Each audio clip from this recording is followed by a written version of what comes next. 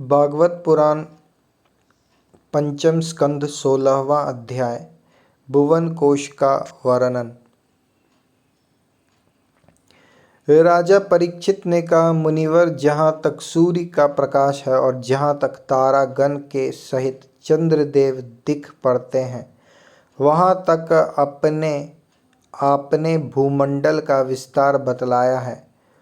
उसमें भी आपने बतलाया कि महाराज प्रियव्रत के रथ के पहियों की 7 लीकों से 7 समुद्र बन गए थे,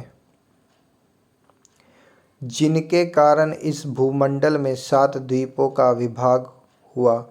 अतः भगवान, अब मैं इन सब का परिमाण और लक्षणों के सहित पूरा विवरण जानना चाहता हूँ, क्योंकि जो मन भगवान के इस गुणमय स्थूल विग्रह में लग सकता है, उसी का उनके वासुदेव संज्ञक स्वयं प्रकाश निर्गुण ब्रह्म रूप सूक्ष्मतम स्वरूप में भी लगना संभव है। अतः गुरुवर, इस विषय का विशद रूप से वर्णन करने की कृपा कीजिए।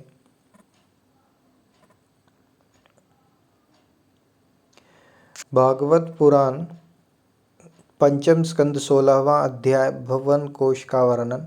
राजा परीक्षित ने कहा, मुनिवर, जहाँ तक सूर्य का प्रकाश है और जहाँ तक तारागण के सहित चंद्रदेव दिख पड़ते हैं, वहाँ तक आपने भूमंडल का विस्तार बतलाया है।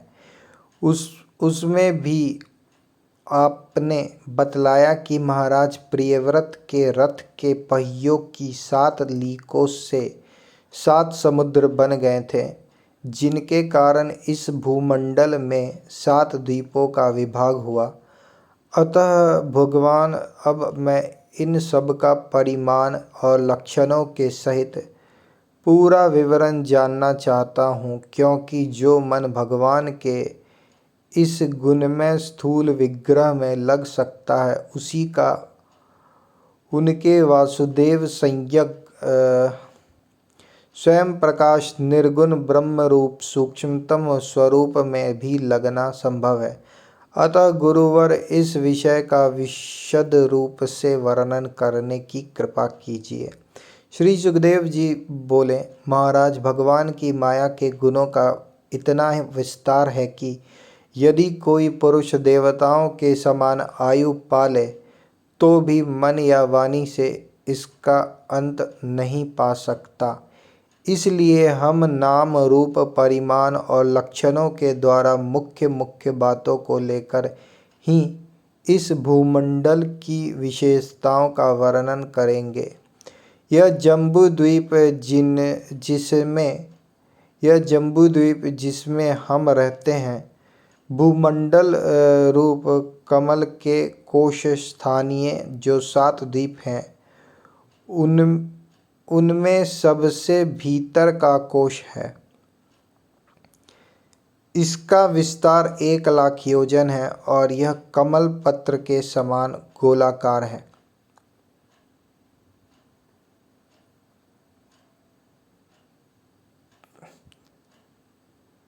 महाराज श्री सुखदेव जी बोले, महाराज, भगवान की माया के गुणों का इतना विस्तार है कि यदि कोई पुरुष देवताओं के समान आयु पाले तो भी मन या वाणी से इसका अंत नहीं पा सकता। इसलिए हम नाम रूप परिमाण और लक्षणों के द्वारा मुख्य मुख्य बातों को लेकर ही इस भूमंडल की विशेषताओं का वर्णन करेंगे। यह जम्बू द्वीप जिसमें हम रहते हैं, भूमंडल रूप कमल के कोश स्थानीय जो 7 द्वीप हैं, उनमें सबसे भीतर का कोश है।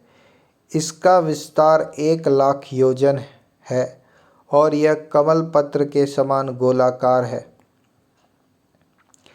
इसमें 9-9 हजार योजन विस्तार वाले 9 वर्ष हैं, जो इनकी सीमाओं का विभाग करने वाले 8 पर्वतों से बटे हुए हैं। इनके बीचों बीच इलावृत नाम का 10वां वर्ष है, जिसके मध्य में कुल पर्वतों का राजा मरु पर्वत है। वह मानो भूमंडल रूप कमल की कर्णिका ही है। वह ऊपर से नीचे तक सारा का सारा सुवर्णमय है और 1,00,000 योजन ऊंचा है। उसका विस्तार शिखर पर 32,000 और तलैटी में 16,000 योजन है तथा 16,000 योजन ही वह भूमि के भीतर घुसा हुआ है, अर्थात भूमि के बाहर उसकी ऊंचाई 84,000 योजन है। इलावृत वर्ष के उत्तर में क्रमशः नील, श्वेत और श्रृंगवान नाम के 3 पर्वत हैं, जो रम्यक, हिरण्यमय और कुरु नाम के वर्षों की सीमा बांधते हैं। वे पूर्व से पश्चिम तक खारे पानी के समुद्र तक फैले हुए हैं। उनमें से प्रत्येक की चौड़ाई 2,000 योजन है तथा लंबाई में पहले की अपेक्षा पिछला क्रमशः दशमांश से कुछ अधिक कम है। चौड़ाई और ऊंचाई तो सभी की समान है। इसी प्रकार इलावृत के दक्षिण की ओर एक के बाद एक निषेध, हेमकूट और हिमालय नाम के 3 पर्वत हैं। नीलादि पर्वतों के समान ये भी पूर्व पश्चिम की ओर फैले हुए हैं और 10-10 हजार योजन ऊंची है। इनसे क्रमशः हरिवर्ष, किमपुरुष और भारतवर्ष की सीमाओं का विभाग होता है। इलावृत के पूर्व और पश्चिम की ओर उत्तर में नील पर्वत और दक्षिण में निषेध पर्वत तक फैले हुए गंधमादन और माल्यवान नाम के 2 पर्वत हैं। इनकी चौड़ाई 2-2 हजार योजन है और ये भद्राश्व एवं केतुमाल नाम के 2 वर्ष की सीमा निश्चित करते हैं। इनके सिवा मंदर, मेरु मंदर, सुपार्श्व और कुमुद, ये 4 10-10 हजार योजन ऊंचे और उतने ही चौड़े पर्वत मेरु पर्वत की आधारभूता थुनियों के समान बने हुए हैं। इन चारों के ऊपर इनकी ध्वजाओं के समान क्रमशः आम, जामुन, कदम्ब और बड़ के 4 पेड़ हैं। इनमें से प्रत्येक 1100 योजन ऊंचा है और इतना ही इनकी शाखाओं का विस्तार है। इनकी मोटाई 100-100 योजन है। भरत श्रेष्ठ, इन पर्वतों पर 4 सरोवर भी है, जो क्रमशः दूध, मधु, ईख के रस और मीठे जल से भरे हुए हैं। इनका सेवन करने वाले यक्ष, किन्नरादि उपदेवों को स्वभाव से ही योग सिद्धियां प्राप्त हैं। इन पर क्रमशः नंदन, चैत्ररथ, वैभ्राजक और सर्वतोभ्रद नाम के 4 दिव्य उपवन भी हैं। इनमें प्रधान प्रधान देवगण अनेकों सुंदरियों के नायक बनकर साथ साथ विहार करते हैं। उस समय गंधवादी उपदेवगण इनकी महिमा का बखान किया करते हैं। मंदराचल की गोद में जो 1100 योजन ऊंचा देवताओं का आम्र वृक्ष है, उससे गिरी शिखर के समान बड़े बड़े और अमृत के समान स्वादिष्ट फल गिरते हैं। वे जब फटते हैं तब उनसे बड़ा सुगंधित और मीठा लाल लाल रस बहने लगता है। वही अरुणोदा नाम की नदी में परिणत हो जाता है। यह नदी मंदराचल के शिखर से गिरकर अपने जल से इलावृत वर्ष के पूर्वी भाग को सींचती है। श्री पार्वती जी की अनुचरी यक्ष पत्नियां इस जल का सेवन करती हैं। इससे उनके अंगों से ऐसी सुगंध निकलती है कि उन्हें स्पर्श करके बहने वाली वायु उनके चारों ओर 10-10 योजन तक सारे देश को सुगंध से भर देती है। इसी प्रकार जामुन के वृक्ष से हाथी के समान बड़े बड़े प्रायः बिना गुठली के फल गिरते हैं। बहुत ऊंचे से गिरने के कारण वे फट जाते हैं। उनके रस से जाम्बू नाम की नदी प्रकट होती है, जो मेरु मंदर पर्वत के 10,000 योजन ऊंचे शिखर से गिरकर इलावृत के दक्षिण भूभाग को सींचती है। उस नदी के दोनों किनारों की मिट्टी उस रस से भीगकर जब वायु और सूर्य के संयोग से सूख जाती है, तब वहीं देवलोक को विभूषित करने वाला जाम्बू नद नाम का सोना बन जाती है। इसे देवता और गंधर्व आदि अपनी तरुणी स्त्रियों के सहित मुकुट, कड़ंगन और करधनी आदि आभूषणों के रूप में धारण करते हैं। सुपार्श्व पर्वत पर जो विशाल कदम्ब वृक्ष है, उसके 5 कोटरों से मधु की 5 धाराएं निकलती हैं। उनकी मोटाई 5 पुर से जितनी है।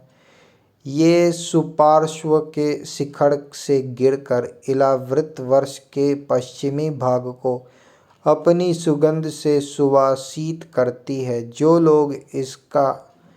लोग इनका मधुपान करते हैं, उनके मुख से निकली हुई वायु अपने चारों ओर 100-100 योजन तक इनकी महक फैला देती है। इस प्रकार कुमुद पर्वत पर जो शतवल्श नाम का वटवृक्ष है, उसकी जटाओं से नीचे की ओर बहने वाले अनेक नद निकलते हैं। वे सब इच्छानुसार भोग देने वाले हैं। उनसे दूध, दही, मधु, घृत, गुड़, अन्न, वस्त्र, शैया, आसन और आभूषण आदि सभी पदार्थ मिल सकते हैं। ये सब कुमुद के शिखर से गिरकर इलावृत के उत्तरी भाग को सींचते हैं। इनके दिए हुए पदार्थों का उपभोग करने से वहाँ की प्रजा की त्वचा में झुर्रियाँ पड़ जाना, बाल पक जाना, थकान होना, शरीर में पसीना आना तथा दुर्गंध निकलना, बुढ़ापा, रोग, मृत्यु, सर्दी, गर्मी की पीड़ा, शरीर का कांतिहीन हो जाना तथा अंगों का टूटना आदि कष्ट कभी नहीं सताते और उन्हें जीवन पर्यंत पूरा सुख प्राप्त होता है। राजन, कमल की कर्णिका के चारों ओर जैसे केसर होता है, उसी प्रकार मेरु के मूल देश में उसके चारों ओर कुड़ंग, कुडुर, कुसुम्भ, वैकंग, त्रिकूट, शिशिर, पतंग, रूचक, निषेध, श्रीनिवास, कपिल, संग, वैदुर्य, जारुधि, हंस, ऋषभ, नाग, कालंजर और नारद आदि 20 पर्वत और हैं। इनके सिवा मेरु के पूर्व की ओर जठर और देवकूट नाम के 2 पर्वत हैं, जो 18,000 हजार योजन लंबे तथा 2,000 हजार योजन चौड़े और ऊंचे हैं। इसी प्रकार पश्चिम की ओर पवन और पाड़ियात्र, दक्षिण की ओर कैलाश और करवीर तथा उत्तर की ओर त्रिशंग और मकर नाम के पर्वत हैं।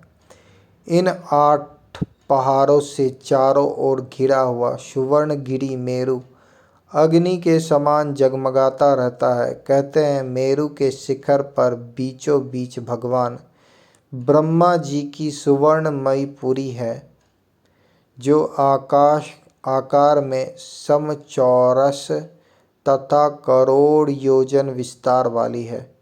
उसके नीचे पूर्वादि 8 दिशा और उपदिशाओं में उनके अधिपति इंद्रादि 8 लोकपालों की 8 पुरियां हैं।